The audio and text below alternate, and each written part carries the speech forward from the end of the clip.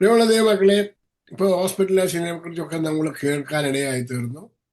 ഈ ജീവിതത്തില് ഹോസ്പിറ്റലൈസ്ഡ് ആകാതെ ജീവിക്കാൻ വേണ്ടി നമ്മൾ ദൈവസന്നിധിയിൽ പ്രാർത്ഥിക്കുക. ഇത് ഏറ്റവും ഇമ്പോർട്ടൻ്റ് ആണ്.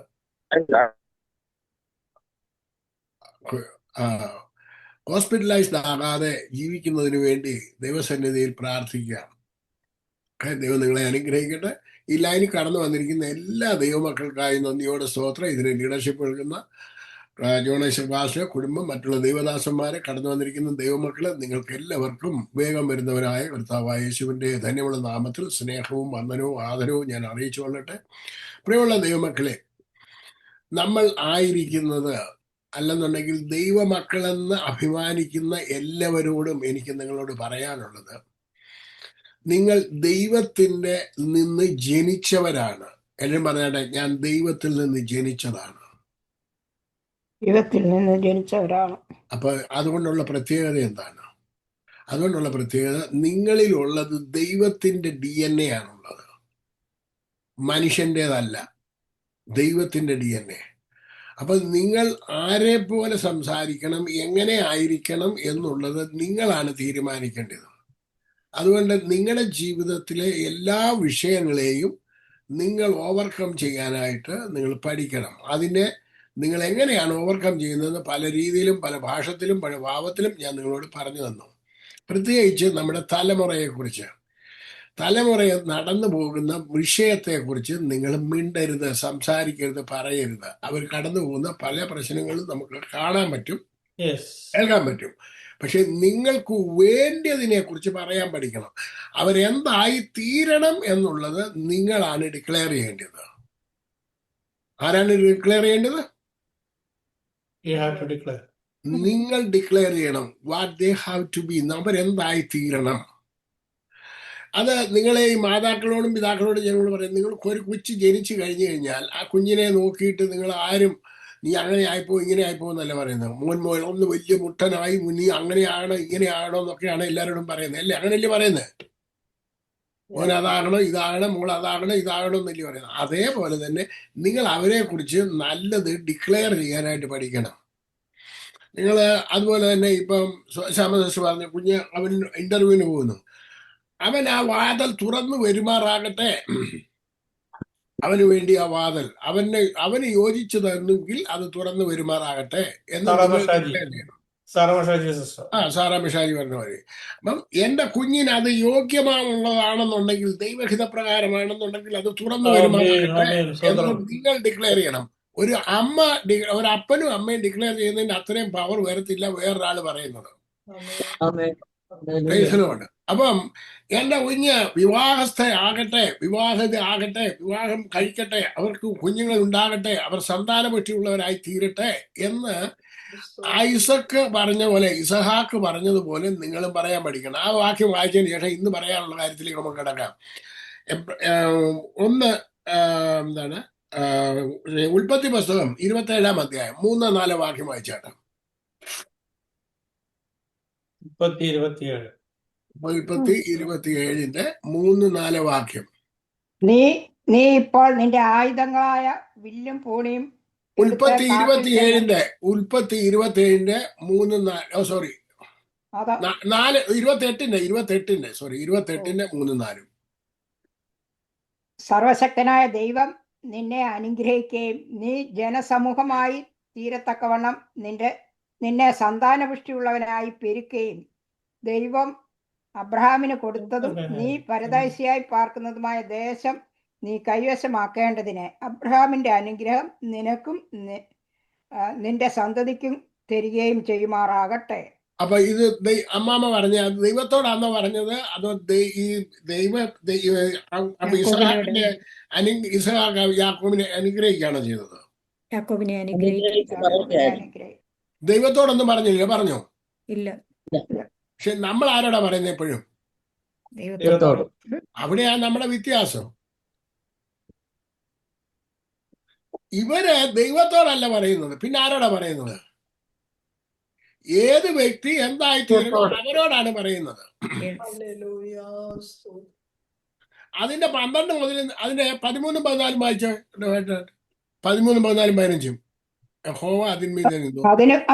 അതിമീതെ യഹോവ നിന്ന് അരുളി ചെയ്തത്, ഞാൻ നിന്റെ പിതാവായ അബ്രഹാമിന്റെ ദൈവവും ഇസാക്കിന്റെ ദൈവമായ യഹോവയാകുന്നു. നീ കിടക്കുന്ന ഭൂമിയെ ഞാൻ നിനക്കും നിന്റെ സന്തതിക്കും തരും. നിന്റെ സന്തതി ഭൂമിയിലെ പൊടി പോലെ ആകും. നീ പടിഞ്ഞാറോട്ടും കിഴക്കോട്ടും വടക്കോട്ടും തെക്കോട്ടും പരക്കും. നീ മുഖാന്തരവും നിന്റെ സന്തതി മുഖാന്തരവും ഭൂമിയിലെ സകല വംശങ്ങളും അനുഗ്രഹിക്കപ്പെടും. ഓക്കെ, നിങ്ങൾ എല്ലാവരും ഒരു കാര്യം ചെയ്യും. ഈ ആദ്യ 3, 4 വാക്യം ഒരു പേപ്പറിലോട്ട് എഴുതുക.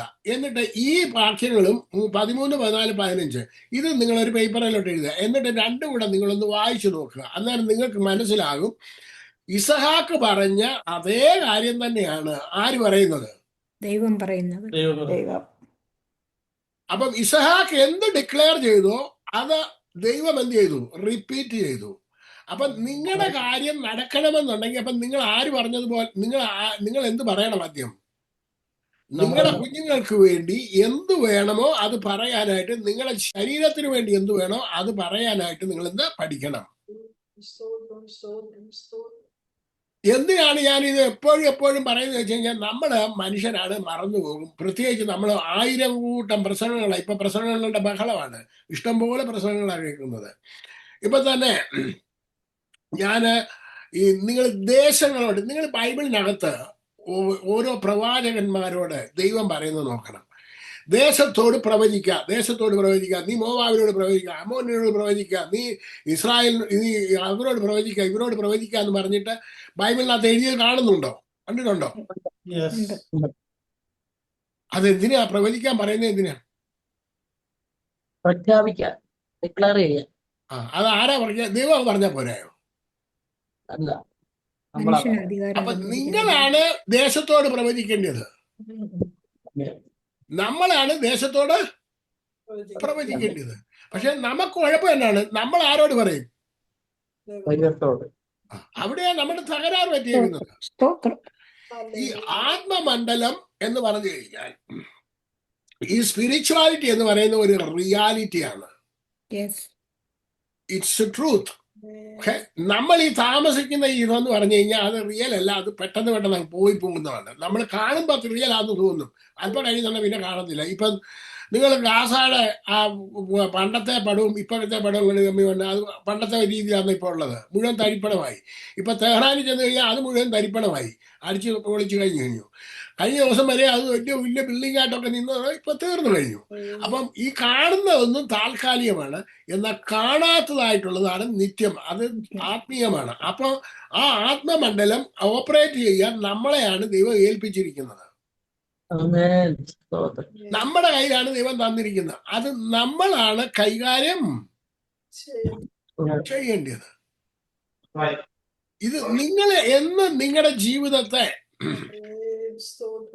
നിങ്ങളുടെ സറൗണ്ടിങ്സിലുള്ള, നിങ്ങളുടെ ജീവിതത്തിന്റെ സറൗണ്ടിങ്സിലുള്ള സകല കാര്യങ്ങളെയും കൈകാര്യം ചെയ്യേണ്ടത് വേറൊരാളല്ല, നിങ്ങൾ തന്നെയാണ്. നിങ്ങളുടെ വീടിന്റെ കൈകാര്യം ചെയ്യുന്ന ആരാ? അയലോകത്തുകാർ വരുമോ? സെയിം തിങ്ങനെ ആത്മീയ മണ്ഡലത്തിനും. അപ്പൊ അവിടെ എന്ത് സംഭവിക്കണമെന്ന് ആര് ഡിക്ലെയർ ചെയ്യണം? ആൾക്കാർ ശപിച്ചാൽ അത് സംഭവിക്കുമെന്ന് പറഞ്ഞ് നിങ്ങൾ കേട്ടിട്ടുണ്ടോ? പിരാഗിയാൽ അത് സംഭവിക്കുമെന്ന് കേട്ടിട്ടുണ്ടോ? നിങ്ങൾക്ക് എല്ലാവർക്കും അറിയാവുന്ന കാര്യമല്ലയോ? അപ്പൊ അനുഗ്രഹിച്ചാലോ? അത് വളരെ ബുദ്ധിമുട്ടാണ് നിങ്ങൾക്ക്. അതെന്തിനാ ബുദ്ധിമുട്ടുന്നത്? ഒരാള് വേണ്ടാത്തത് പറഞ്ഞാൽ നടക്കുമെന്ന് വിശ്വസിക്കുന്നവരാണ് മനുഷ്യരാണോ അല്ലയോ? നീ മുടിഞ്ഞു പോകും, നീ നശിച്ചു പോകും എന്ന് പറയുന്നത് അത് അയ്യോ അവര് പിരാഗി, അത് സംഭവിക്കാൻ പോവാണ്. അത് എല്ലാവർക്കും അറിയാം, അല്ലെ? അറിയത്തില്ലയോ? അറിയാമോ? അറിയത്തില്ലയോ? അതറിയാവുന്ന നീ അനുഗ്രഹിക്കപ്പെടുമെന്ന് പറഞ്ഞാൽ അത് അനുഗ്രഹിക്കപ്പെടുമെന്ന് വിശ്വസിക്കാൻ എന്നെ ബുദ്ധിമുട്ട് ആന്നോ? ഞാൻ പറഞ്ഞ വല്ലതും മനസ്സിലാവുന്നുണ്ടോ? അപ്പം എന്റെ ശരീരം ദൈവത്താൽ അനുഗ്രഹിക്കപ്പെടും. ആരോഗ്യത്തോടെ ഞാൻ ജീവിക്കും. ആരോഗ്യത്തോടെ ഞാൻ ജീവിക്കും. പറഞ്ഞേ, ആരോഗ്യത്തോടെ ഞാൻ ജീവിക്കും. എത്ര പേർക്ക് രോഗിയായിട്ട് കിടക്കണമെന്ന് ആഗ്രഹമുണ്ട്? അപ്പൊ നിങ്ങൾക്ക് ആരോഗ്യത്തോടെ ജീവിക്കണമെന്നുണ്ടെങ്കിൽ ആരോഗ്യത്തോടെ എന്റെ ശരീരമായി തീരട്ടെ എന്ന് നിങ്ങൾ ശരീരത്തോട് പറയണം. ആരോട് പറയണം? ശരീരത്തോട് ശരീരത്തോട് പറയണം. രോഗബന്ധനങ്ങൾ അഴിയട്ടെ. ഓക്കെ, ഞാൻ ഇന്ന് ഷേലിയെ പിക്ക് ചെയ്യാനായിട്ട് പോകുന്ന അവസരത്തില് ഒരു ഷോ വന്നു. ആ ഷോയുടെ പേര് ഈ നിങ്ങൾക്ക് തമ്മിൽ എന്ന് പറഞ്ഞ ഒരു ഷോയാണ്. അത് നിങ്ങളൊന്ന് പോയി കാണണം. ഈ എന്താണ് അയാളുടെ പേരെന്താ? ശ്രീകണ്ഠൻ നായരുടെ. അതിനകത്തിൽ ആ മനുഷ്യൻ നടത്തുന്ന ഷോയ്ക്കകത്ത് പറഞ്ഞിരിക്കുന്നത് എന്താണെന്ന് വെച്ച് കഴിഞ്ഞാല് ഈ ആത്മമണ്ഡലത്തെ കുറിച്ചാണ്. എന്തിനെ കുറിച്ചാ? ആത്മമണ്ഡലത്തെ കുറിച്ചാണ്. ആത്മാവുണ്ടോ ആത്മാവില്ലയോ ഇതുണ്ടോ ഇതില്ലയോ എന്ന് പറയണ്ടേ. പുനർജീവനത്തെ കുറിച്ചാണ്. പുനർജീവനത്തെ കുറിച്ച്. ആ പുനർജീവനത്തെ കുറിച്ച്. Okay, good. ഞാൻ കണ്ടത്. അപ്പൊ അതിനകത്തിൽ ഒരു ചെറുക്കൻ, ഒരു യവനക്കാരന്, അവന് ഇന്നർ ഹീലിംഗ് എന്ന് പറഞ്ഞിട്ട് അവൻ ചെയ്യുന്നുണ്ട്. പക്ഷെ എന്നുണ്ടെങ്കിൽ അവൻ ക്രിസ്ത്യാനിയായിരുന്നു. അവൻ ഹിന്ദു മതത്തിൽ പോയി. അവന് ബൈബിളിനകത്തുനിന്ന് കണ്ടുപിടിച്ച് കൊടുക്കാൻ ആരും ഇല്ലായിരുന്നു. അതാണ് ഇതിനകത്തിലെ കുഴപ്പം. ബൈബിൾ പറഞ്ഞ് പഠിപ്പിക്കാൻ മനുഷ്യൻ ഇല്ലാത്തതാണ് ഈ പ്രശ്നം മുഴുവനും. ബൈബിൾ റോങ് ആയിട്ട് ഇന്റർപ്രിട്ടേഷൻ നടത്തിക്കൊണ്ടിരിക്കുന്നതുകൊണ്ടാണ് ഈ പ്രശ്നം മുഴുവൻ നടക്കുന്നത്. നമുക്ക് കുറച്ച് ഇമോഷനുകളൊക്കെ ഇട്ട് തുള്ളി ചാടി ബഹളങ്ങളൊക്കെ ഉണ്ടാക്കി എന്തൊക്കെയോ നടക്കുമെന്നുള്ളതാണ് നമ്മളെ പഠിച്ചു വെച്ചിരിക്കുന്നത്. അതൊക്കെ തെറ്റാണ്. അങ്ങനെ അല്ല സംഭവിക്കുന്നത്. ഇത് നിങ്ങൾ മനസ്സിലാക്കി ഉപയോഗിക്കുമ്പോഴാണ് നിങ്ങളുടെ ജീവിതത്തിലേക്ക് അത് വരുന്നത്. നിങ്ങളത് ശരിയാവണ്ണം വായിക്കണം. അതെന്തിനാണെന്ന് ചോദിച്ചു കഴിഞ്ഞാൽ യേശു പറഞ്ഞിരിക്കുന്നത് ലോകത്തിൽ ഒരു മനുഷ്യനും പറയാത്ത ഉന്നതമായ കാര്യങ്ങളാണ് യേശു പറഞ്ഞിരിക്കുന്നത്. അതിലേക്ക് നമ്മൾ തിരിഞ്ഞു പോലും നോക്കുന്നില്ല, നമ്മളെ കൊണ്ടുപോകത്തുമില്ല. ഞാൻ നിങ്ങളോട് തമാശ അല്ലേ പറയുന്നത്. രണ്ട് വാക്യം നിങ്ങളെ ഒന്ന് വായിച്ചു കേൾപ്പിക്കാം, അന്നേരം നിങ്ങൾക്ക് മനസ്സിലാവും. ഒരു മർക്കോസിന്റെ സുവിശേഷം 4-ാം അധ്യായം അതിന്റെ 1-2 വാക്യം ഒന്ന് വായിച്ചേ.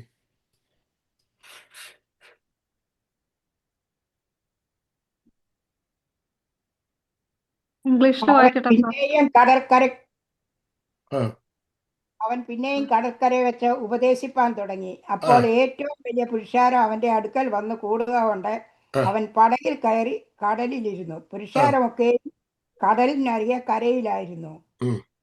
അവൻ ഉപമകളാൽ അവരെ പലതും ഉപദേശിച്ചു. ഉപദേശത്തിൽ അവരോട് പറഞ്ഞത് മതി. അപ്പൊ ഇവിടെ എത്ര പ്രാവശ്യം ഉപദേശം എന്ന് എഴുതിയിട്ടുണ്ട്? 3 പ്രാവശ്യം. എത്ര പ്രാവശ്യം? 3 പ്രാവശ്യം. കടൽക്കര വിളിച്ച് ഉപദേശിക്കാൻ തുടങ്ങി. അവൻ ഉപമകളാൽ ഉപദേശിച്ചു. എല്ലാം പറഞ്ഞാട്ടെ, ഉപമകളാൽ ഉപദേശിച്ചു. അപ്പൊ ഉപമയ്ക്കകത്ത് എന്തോ ഉള്ളത്? എന്നിട്ട് ഈ ഉപദേശം ആരെങ്കിലും കേൾക്കുന്നുണ്ടോ? ഇതിനകത്തിൽ ഉപദേശമുണ്ട് എന്നുണ്ടെങ്കിൽ ആ ഉപദേശം നമ്മളെ മനസ്സിലാക്കി ആര് തന്നിട്ടുണ്ട്? യാക്കോബായെ വെച്ച് എനിക്ക് കിട്ടിയിട്ടുണ്ടോ? ഇല്ല. പെന്തിക്കോസ്ത് വന്നപ്പോൾ കിട്ടിയോ? നിങ്ങൾ പറയുന്നു. നിങ്ങളുടെ ഹൃദയം എന്താണ്, കട്ടയൊക്കെ ഉടച്ച് കലപ്പ കൊണ്ട് നിരത്തി നല്ല മണ്ണാക്കിക്കൊണ്ട് പോവാ, അന്നേരം കർത്താവ് ഇതൊക്കെയൊന്നും പറഞ്ഞിട്ടൊക്കെയാ പഠിപ്പിക്കുന്നത്. കർത്താവ് പറയാത്ത പല കാര്യങ്ങളും നമ്മുടെ തലയിലോട്ട് അടിച്ചു കയറ്റി തരും. അതിനകത്ത് ഉപദേശമാണുള്ളത്. അപ്പൊ യേശു പറഞ്ഞ ഉപമയ്ക്കകത്ത് മുഴുവൻ എന്തോ ഉള്ളത്? എന്നിട്ട് ആൾക്കാർ പറയുന്നത് എന്തുവാ? അതല്ല ഉപമകളാ, അതിനകത്ത് വലിയ കാര്യങ്ങളൊന്നുമില്ല, അതെല്ലാം കഥകളാ, അതൊന്നും പഠിക്കണ്ട. അപ്പൊ ഇതിനെ മറച്ചു വെച്ചത് ആരാ?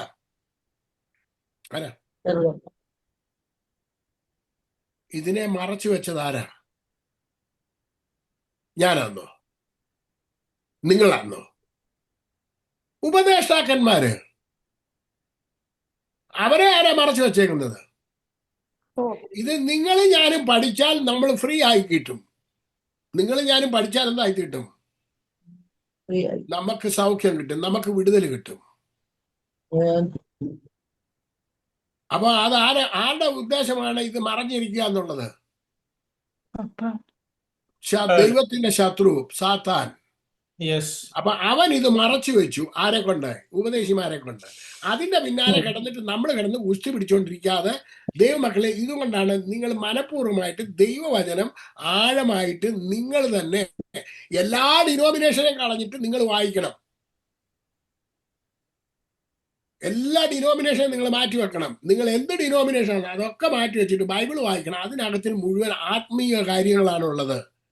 എന്ന് പറഞ്ഞു കഴിഞ്ഞാൽ നമുക്ക് കാണാൻ പറ്റാത്ത മണ്ഡലം എങ്ങനെയാണ് കൈകാര്യം ചെയ്യേണ്ടതെന്ന് പഠിപ്പിക്കുന്നത് അതിനകത്തിലാണ്. നിങ്ങളോട് ഞാൻ വേറൊരു കാര്യം കൂടെ പറയുന്നുണ്ട്. ഇന്ന് പറയേണ്ടത് യേശു അബ്രഹാമിനേക്കാൾ വലിയവൻ എന്നുള്ളതാണ്. വേറൊരു തലത്തിലൂടെ ഞാൻ നിങ്ങളെ കൊണ്ടുപോകാം. നിങ്ങൾ കേട്ടിട്ടുണ്ടോ ഉപരാസന്മാര് പ്രാർത്ഥിക്കുന്ന കർത്താവെ പ്രകൃതിമേൽ നിനക്കാണ് അധികാരമുള്ളതെന്ന് പറഞ്ഞ് പ്രാർത്ഥിക്കുന്നത് കേട്ടിട്ടുണ്ടോ? ഉണ്ടോ ഇല്ലയോ? നിങ്ങളും പ്രാർത്ഥിക്കാറുണ്ട്. എന്നാൽ പ്രകൃതിമേൽ അധികാരം ദൈവത്തിനാണ് ഉള്ളതെന്നുണ്ടെങ്കിൽ ഈ ഏരിയ വന്നിട്ട് പറഞ്ഞു, ഞാൻ പറഞ്ഞിട്ടല്ലാതെ ഈ ആണ്ടുകളിൽ മഞ്ഞും മഴയും പെയ്യുകയില്ല എന്ന് പറഞ്ഞു. അപ്പൊ അതിന്റെ മേൽ അധികാരം ആരാ? ദൈവമാണ് നടത്തിയത്, അവനാണ് ഏരിയ നടത്തിയത്. അപ്പം നമ്മളെ പറഞ്ഞു പഠിപ്പിക്കുന്നത് ആരാ? ആർക്കാണ്? ദൈവത്തിന്.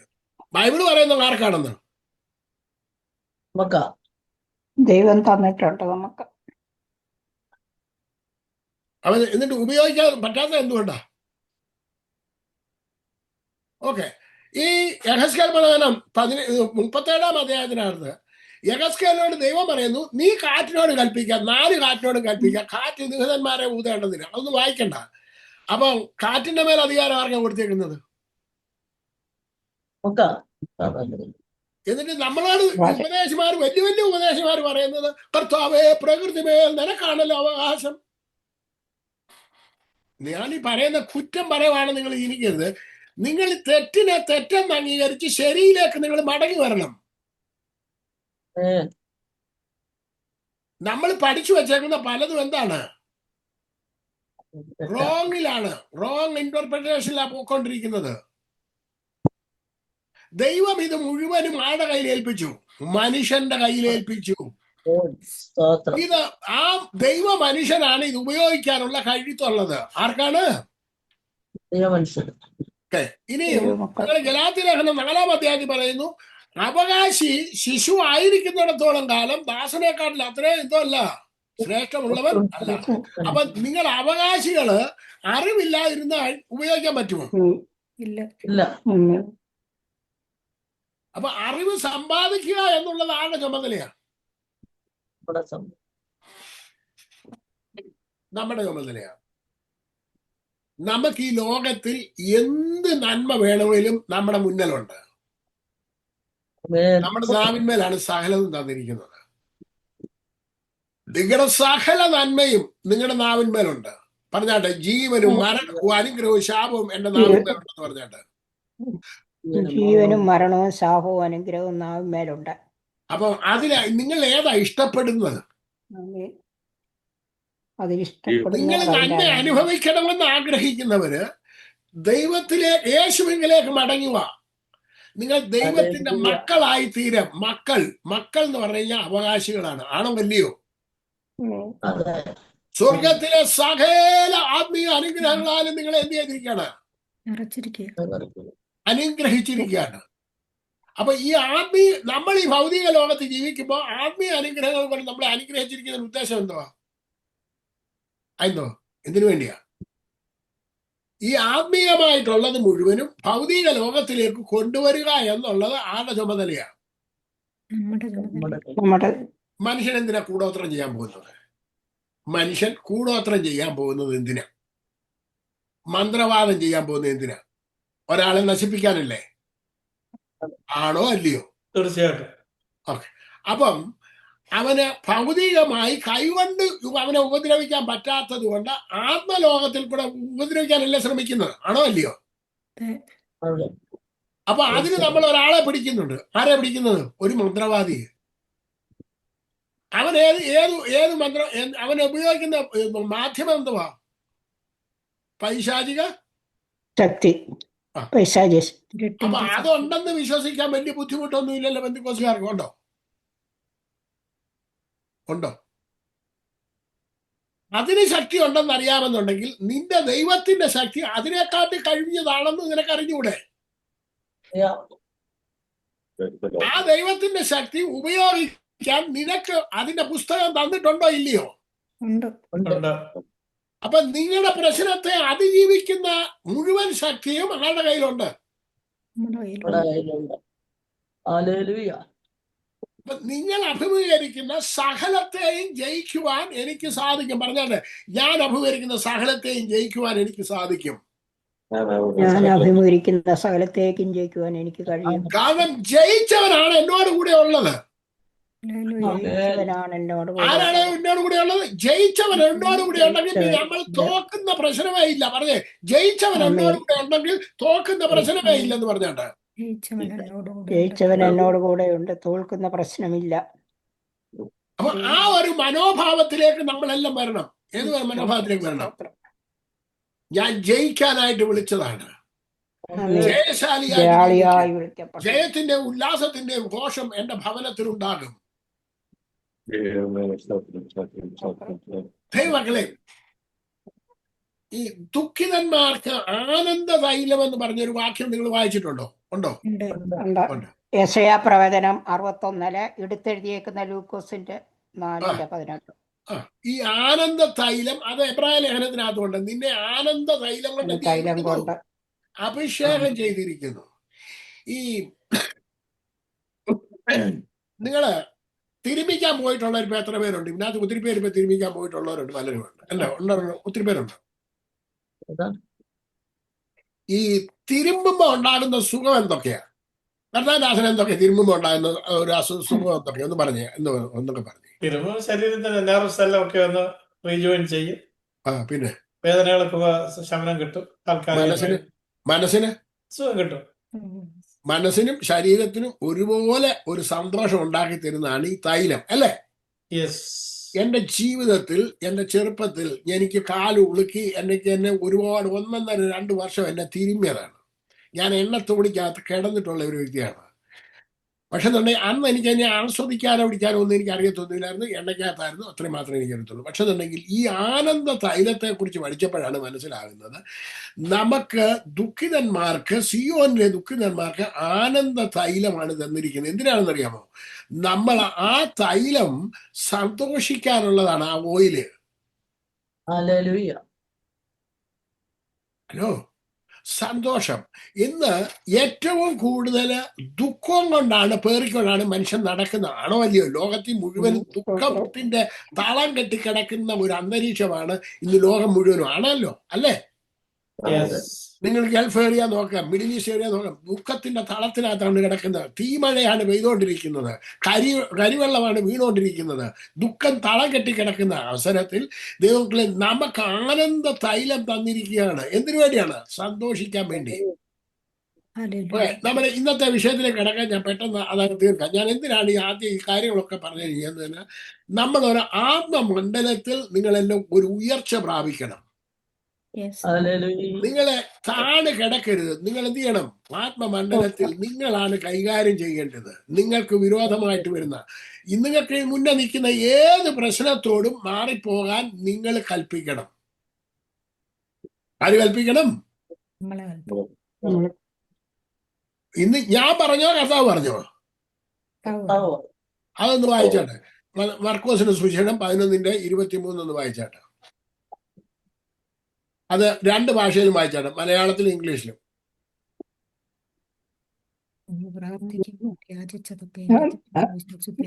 ആരെങ്കിലും തന്റെ ഹൃദയത്തിൽ സംശയിക്കാതെ താൻ പറയുന്നത് സംഭവിക്കുമെന്ന് വിശ്വസിച്ചുകൊണ്ട് ഈ മലയോട് നീ നീങ്ങി കടലിൽ ചാടിപ്പോകുക എന്ന് പറഞ്ഞാൽ അവൻ പറഞ്ഞതുപോലെ സംഭവിക്കുമെന്ന് ഞാൻ സത്യമായിട്ട് നിങ്ങളോട് പറയുന്നു.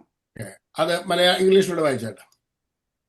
For assuredly I say to you, whoever says to this mountain, be removed and be cast into the sea, and does not doubt in his heart, but believes that those things he says will be done, he will have whatever he says.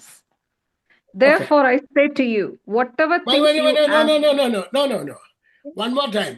Verily I say unto you, that whosoever shall say unto this mountain. നിങ്ങളുടെ മുന്നിൽ നിൽക്കുന്ന ഏത് വലിയ പ്രശ്നമായാലും ആര് അതിനോട് പറയണമെന്നാണ് പറഞ്ഞിരിക്കുന്നത്? പ്രശ്നത്തോട്. Whosoever. അതാരാണ്? നമ്മൾ ഓരോരുത്തരും. ആർക്കാണ് മൗണ്ടൻ ഉള്ളത്? ആരുടെ മുന്നിലാണ് മൗണ്ടൻ ഉള്ളത്? അവരാണ് പറയേണ്ടത്. നിങ്ങളുടെ മുന്നിൽ എന്ത് പ്രശ്നമാണ് നിൽക്കുന്നോ ആ പ്രശ്നത്തോട് ആര് പറയണം? ഞാൻ പറയണം. എന്താ പറയേണ്ടത്? Be removed, thou cast into the sea, and shall without doubt in the heart. ഹൃദയത്തിൽ ഡൗട്ട് ഇല്ലാതെ മാറിപ്പോ എന്ന് പറഞ്ഞാൽ അത് അവനെ അനുസരിക്കും. ദൈവത്തെ അനുസരിക്കുമെന്നാണ് പറഞ്ഞത്, അവനെ അനുസരിക്കുമെന്നാണ് പറഞ്ഞത്. പറഞ്ഞ ആളിനെ അനുസരിക്കും. അപ്പൊ പറയേണ്ട ജോലി ആരോടെ? നമ്മുടെ അതിന് പകരം നമ്മൾ ആരോടായി പറഞ്ഞുകൊണ്ടിരിക്കുന്നത് മുഴുവനും? ദൈവത്തോട്. അപ്പൊ നമ്മൾ ആരെ അനുസരിക്കത്തില്ല എന്നാണ് പറഞ്ഞതിന്റെ അർത്ഥം. ദൈവത്തെ അനുസരിക്കുന്നില്ല. അപ്പൊ നമ്മൾ ആരെ അനുസരിപ്പിക്കാൻ ശ്രമിക്കുന്നു? ഞാൻ അനുസരിക്കത്തില്ല. ഞാൻ പറയുന്നത് ദൈവം അനുസരിക്കണം. ആരനുസരിക്കണം? ഞാൻ അനുസരിക്കത്തില്ല. ഞാൻ പറയുന്ന ആരനുസരിക്കണം? ദൈവം അനുസരിക്കണം. അപ്പൊ നമ്മൾ നല്ല മക്കളാണോ ദുശാഠ്യമുള്ള മക്കളാണോ? പറഞ്ഞു.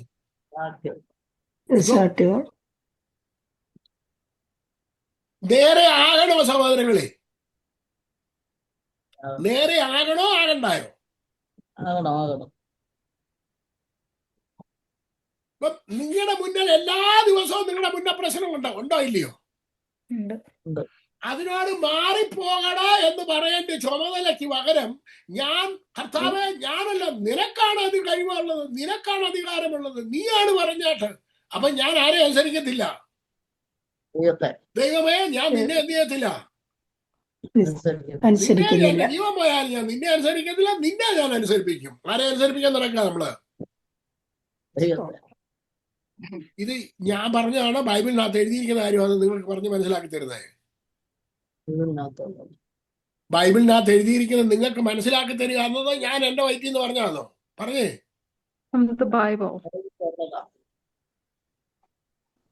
അപ്പൊ സഹോദരങ്ങളെ, നമ്മുടെ എല്ലാവരുടെയും മുന്നിൽ പലതരത്തിലുള്ള പ്രശ്നങ്ങളുണ്ട്. ഉണ്ടോ ഇല്ലയോ? ഉണ്ട്.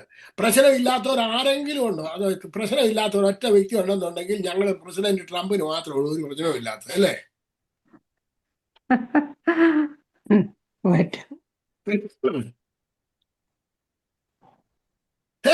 ലോകത്ത് സകലമായ വ്യക്തിക്ക് ബന്ധമുണ്ട്. അവരെക്കാട്ടി കവിഞ്ഞ പ്രശ്നമുണ്ട്. പക്ഷെ നിന്റെ പ്രശ്നത്തെ നീ എങ്ങനെ കൈകാര്യം ചെയ്യണമെന്ന് ആര് പഠിപ്പിച്ചു? അപ്പൊ അതിനെ അങ്ങനെ കണ്ടാൽ നിങ്ങളുടെ പ്രശ്നം മാറുമോ മാറത്തില്ലയോ? മാറും. അപ്പൊ മാറ്റി എടുക്കണ്ടേ? അതുകൊണ്ട് നിങ്ങൾ തന്നെ നിങ്ങളുടെ പ്രശ്നങ്ങളെ മാറ്റിയെടുക്കണം. നിങ്ങളെ കൊണ്ട് സാധിക്കത്തില്ലയോ? ആര് പറഞ്ഞു നിങ്ങളെ കൊണ്ട് സാധിക്കത്തില്ലെന്ന്? നിങ്ങൾ ദൈവത്തിൽ നിന്ന് ജനിച്ചാണോ മനുഷ്യരിൽ നിന്ന് ജനിച്ചവരാണോ? അതുകൊണ്ട് ഒന്ന് വായിച്ചു യോഹന്നാന്റെ സുവിശേഷം 1-ാം അധ്യായം 13-ാമത്തെ വാക്യം.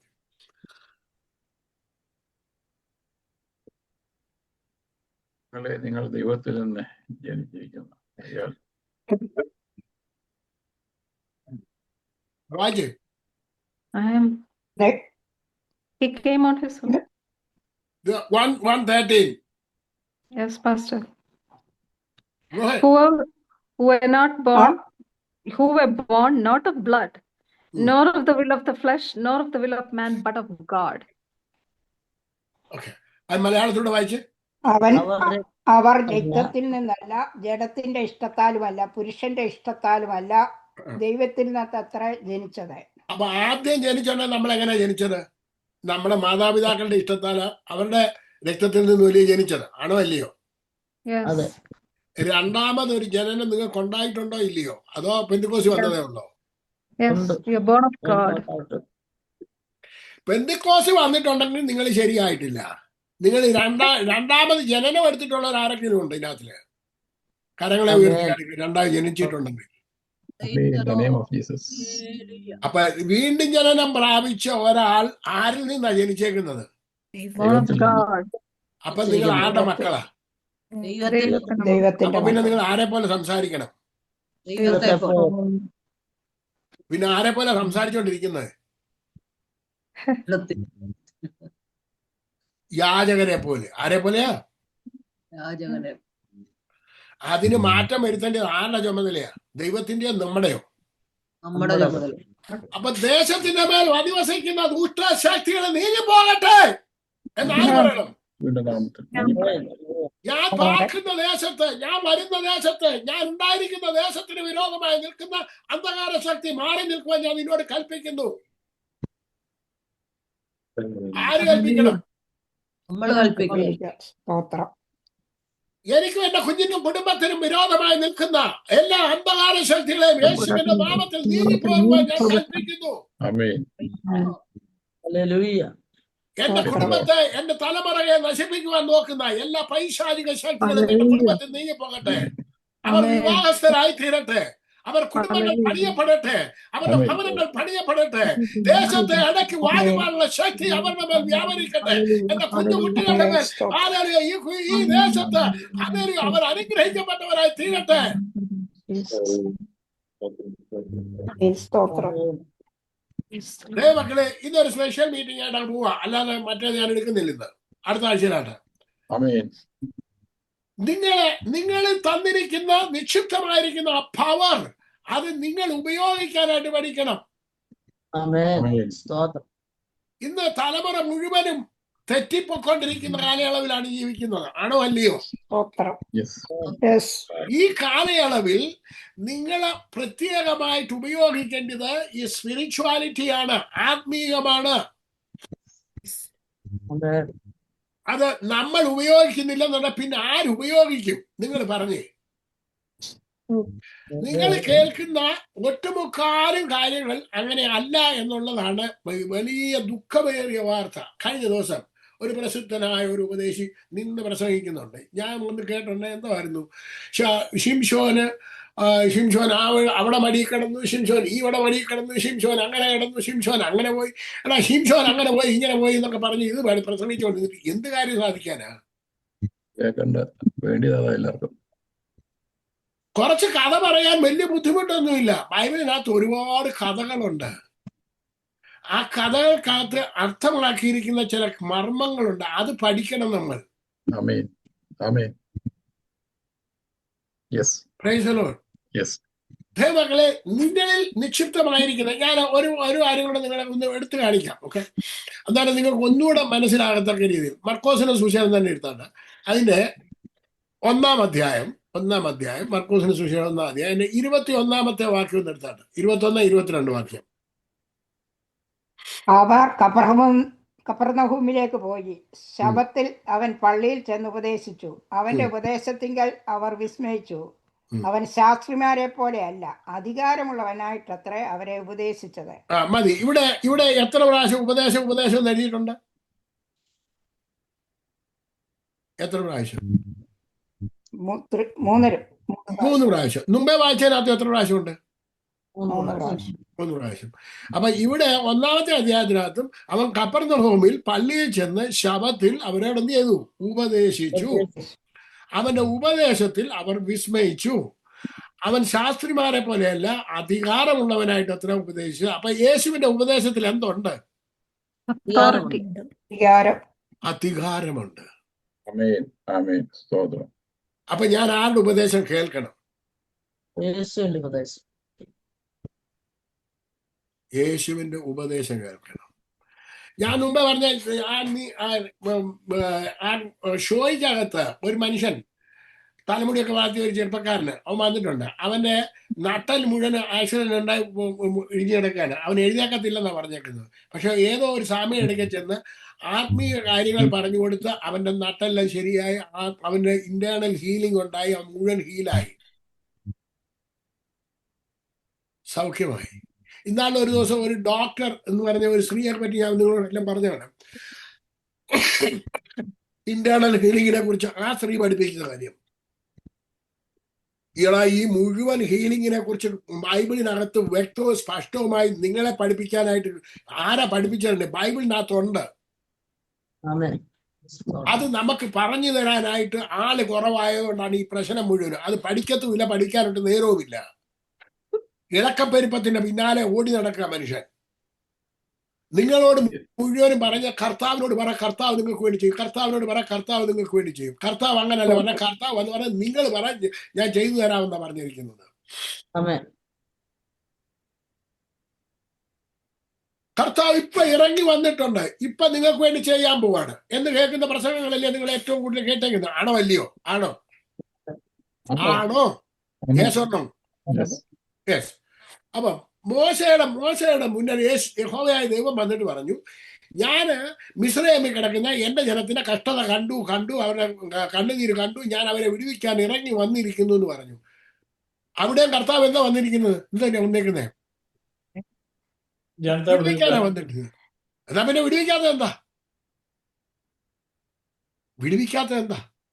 He need our hands, our mouth, our legs. ദൈവം വിടുവിക്കാൻ കഴിവുള്ളവൻ ഇറങ്ങി വന്നിട്ടുണ്ടെന്നുണ്ടെങ്കിൽ അവിടെ വന്നു, ഇവിടെ വന്നു. എന്നിട്ട് എന്താ വിടുവിക്കപ്പെടാത്ത എന്താ? ദൈവത്തിന് നമ്മൾ അത് വിടുവിക്കപ്പെടണമെന്നുണ്ടെങ്കിൽ മോശ നിന്നെ വേണം. നീയാണ് വിടുവിച്ചെടുക്കേണ്ടത്. നിന്റെ ജോലിയാണ് അത്. നിന്നെയാണ് അഭിഷേകം ചെയ്തിരിക്കുന്നത്. ഇവിടെ കപ്പർത്തമ്മയിൽ വന്നു, ഉപദേശിച്ചു. അപ്പൊ അധികാരമുള്ള ഉപദേശം. അടുത്ത 2-3 വാക്യം വായിച്ചോട്ടെ. അവൻ പള്ളിയിൽ ചെന്ന്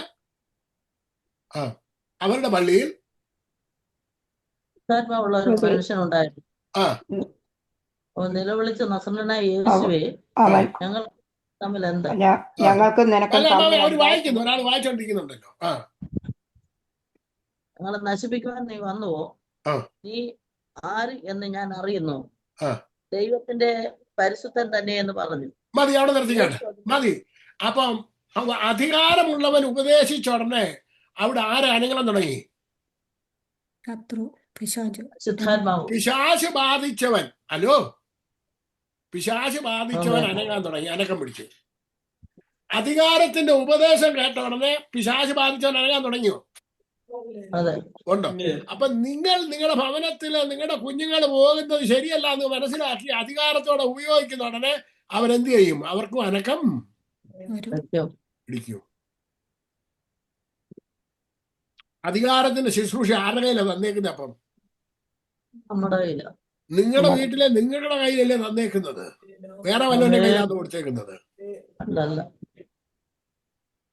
അപ്പം അന്നേരം മിണ്ടിപ്പോകരുതെന്ന് പറഞ്ഞു. അവനെ ഇലക്റ്റു. അതിന്റെ 27-ാമത്തെ വാക്യം ഒന്ന് വായിച്ചേ. ഒരു പുതിയ ഉപദേശം എല്ലാവരും ആശ്ചര്യപ്പെട്ടു. അവൻ അധികാരത്തോടെ അശുദ്ധാത്മാക്കളോട് കൽപ്പിക്കുന്നു, അവ അവനെ അനുസരിക്കുകയും ചെയ്യുന്നു എന്ന് പറഞ്ഞ് തമ്മിൽ വാദിച്ചു കൊണ്ടിരുന്നു. ഇനി നിങ്ങൾ വായിച്ച്, ഈ അധികാരം നമുക്ക് തന്നിട്ടുണ്ടോ? 2 പേര് പറഞ്ഞുണ്ടെന്ന്, മറ്റുള്ളവർക്ക് ആർക്കും കിട്ടിയിട്ടില്ല.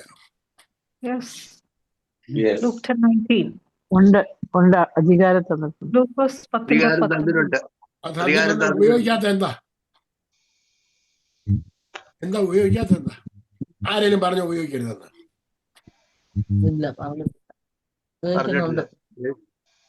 ഉപയോഗിക്കാൻ നിങ്ങളെ ഉപദേശിമാര് സമ്മതിക്കത്തില്ലെന്നേ. ഉള്ള കാര്യമാണ് നിങ്ങളോട് പറഞ്ഞു തരുന്നത്. അവരുടെ മുന്നേ വെച്ച് ഉപദേശിക്കാൻ, അവരുടെ മുന്നേ വെച്ച് നിങ്ങൾ ഇതൊന്നും ചെയ്യാൻ പോകരുത്. നിങ്ങൾ നിങ്ങളുടെ വീട്ടിൽ വെച്ച് ഇന്ന് ചെയ്യണം. ഹലോ, പറഞ്ഞിട്ടുണ്ടോ? മര്യാദയോടെ കുത്തിയിരിക്കാൻ പറയും, അല്ലയോ? എന്നോട് പറഞ്ഞിട്ടുണ്ട്, പുറകെ പോയിരുന്നാളോ മിണ്ടാതെ. മിണ്ടാതെ പോയിരുന്നു പറയാമെന്ന്. അതുകൊണ്ട് നിങ്ങൾ ഉപയോഗിക്കാൻ പഠിക്കണം. ഈ അധികാരത്തിന്റെ ഉപദേശമാണ് ആര് പഠിപ്പിച്ചത്? നമുക്ക് വേണ്ടായോ? എല്ലാ ശുശ്രൂഷയും നിങ്ങളുടെ കയ്യിൽ തന്നിരിക്കുകയാണ്. അത് ഇന്ന് മുതൽ ഞാൻ അത് ഉപയോഗിക്കും. എന്റെ കയ്യിൽ തന്നിരിക്കുന്നത് എന്റെ കുടുംബത്തിന് വേണ്ടി, എന്റെ കുടുംബത്തിന്റെ രക്ഷയ്ക്ക് വേണ്ടി ഞാൻ അത് ഉപയോഗിക്കും. ആമേൻ. നിങ്ങൾ നാട്ടുകാർക്ക് വേണ്ടി ഉപയോഗിച്ചില്ലെങ്കിലും വേണ്ടില്ല, എന്റെ കുഞ്ഞുങ്ങളുടെ ആവശ്യത്തിന് വേണ്ടി ഞാൻ യെസ് ഉപയോഗിക്കും. യെസ് മക്കളെ, നമ്മൾക്ക് തന്നേക്കുന്ന കുഞ്ഞുങ്ങളെ വേറെ ആരും അവരെ നോക്കത്തില്ലെന്നേ. ഇപ്പൊ എന്റെ വടിക്കുഞ്ഞിനെ ഞാൻ നോക്കുന്നത് പോലെ നിങ്ങളായി കൊണ്ടുവന്ന അതിനെ നോക്കൂ? ഇല്ല, പറ്റത്തില്ല, നോക്കത്തില്ല. എന്റെ കുഞ്ഞ് എനിക്ക് പൊൻകുഞ്ഞാ, മറ്റൊരാൾക്ക് അത് വേണ്ടതാ. എന്നോട് പൊൻകുഞ്ഞ്, എന്നോട് കാക്കയ്ക്ക് കൺകുഞ്ഞ് പൊൻകുഞ്ഞെന്ന് പറഞ്ഞ മാതിരി അവരവർക്കാണ് അവരവരുടെ കുഞ്ഞ് പൊൻകുഞ്ഞാണോ അല്ലയോ? അപ്പൊ അവരവരുടെ കുഞ്ഞുങ്ങൾ നശിച്ചു പോകാതിരിക്കണമെന്നുണ്ടെങ്കിൽ, ഈ തലമുറയിൽ നശിക്കാതിരിക്കണമെന്നുണ്ടെങ്കിൽ ദൈവം തന്നിരിക്കുന്ന അധികാരം നിങ്ങൾ ഉപയോഗിക്കണം. ഇവന്റെ മേലെല്ലാം വ്യാപരിച്ചിരിക്കുന്ന ഈ ലോകത്തിന്റെ ആത്മാവാണ്. ആ പൈശാചിക ശക്തിയെ ശാസിച്ചകറ്റണം ഡെയിലി. ഒരൊറ്റ ദിവസം പോലും കുഞ്ഞുങ്ങൾ കയറി വന്നു കഴിഞ്ഞാൽ ഉടനെ തന്നെ യേശുവിന്റെ നാമത്തിൽ കുഞ്ഞുങ്ങൾക്ക് വിരോധമായി നിൽക്കുന്ന എല്ലാ അന്ധകാര ശക്തിയും വെളിയിൽ പോകട്ടെ. എന്റെ കുടുംബങ്ങൾ മുഴുവനും നന്നായി വരട്ടെ. അവർ ലോകത്തിന് അനുഗ്രഹമായി തീരട്ടെ, ദേശത്തിന് അനുഗ്രഹമായി മാറട്ടെ, എന്റെ കുടുംബത്തിന് അനുഗ്രഹമായി മാറട്ടെ.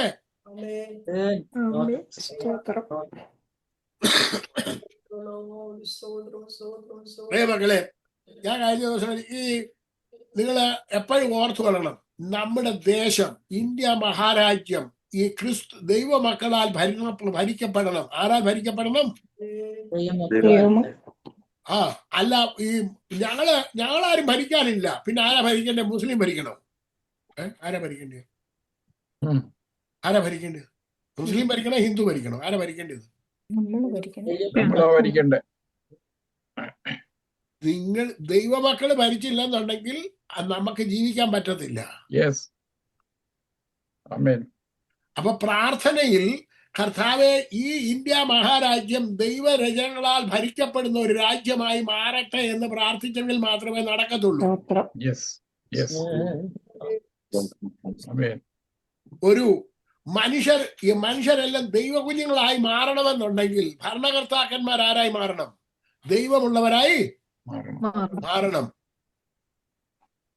ഇന്ന് നമ്മുടെ നേതാക്കന്മാര് നല്ലതാണെന്നുണ്ടെങ്കിൽ നമ്മൾ ഞങ്ങളുടെ നാട്ടിൽ ഒരു പഴഞ്ചൊല്ല് പറയും, ഒരാറെ പോയതെല്ലാം പൂളകനും മക്കളും എന്ന് പറഞ്ഞ മാതിരിയാണ്. ഈ നമ്മുടെ നേതാവ് നേരെ അല്ലെന്നുണ്ടെങ്കിൽ പിന്നെ നമ്മൾ എന്താകത്തില്ല, ഒരിക്കലും നേരെ ആകത്തില്ല. നമ്മൾ ആരുടെ പിന്നാലെയാണ് പോകുന്നത്? നമ്മുടെ നേതാവ് ആരാ? യേശുവാണ്. അവൻ ജയിച്ചവനാണ്. അവൻ പരാജയപ്പെട്ട ഒരു റെക്കോർഡില്ല. ഉണ്ടോ? എവിടെങ്കിലും പരാജയപ്പെട്ട കണ്ടിട്ടുണ്ടോ? ഇപ്പൊ ജയിച്ചവനാണ്. അതുകൊണ്ട് എന്റെ മുന്നിൽ എന്നും ജയമുണ്ടായിരിക്കും, എന്റെ കുടുംബത്തിൽ എന്നും ജയമായിരിക്കും, എന്റെ കുഞ്ഞുങ്ങൾ എന്നും ജയിച്ചതോടെ ജീവിക്കും എന്നുള്ള പ്രാർത്ഥനയോടെ ആയിരിക്കാം ഞാനിവിടെ അവസാനിപ്പിക്കുകയാണ്. ഞാൻ നിങ്ങൾക്ക് വേണ്ടി എല്ലാവർക്കും വേണ്ടി പ്രാർത്ഥിച്ച് അവസാനിപ്പിക്കുകയാണ്. Thank you for time. ഞാൻ ഇന്ന് അബ്രഹാമിനേക്കാൾ വലിയവൻ ആരുമില്ല, യേശു അബ്രഹാമിന് വലിയവൻ എന്നുള്ളതായിരുന്നു പഠിപ്പിക്കേണ്ടത്. അടുത്ത ആഴ്ച നമുക്ക് പഠിക്കാം. ദൈവം നിങ്ങളെ ഈ വചനങ്ങളാൽ അനുഗ്രഹിക്കട്ടെ.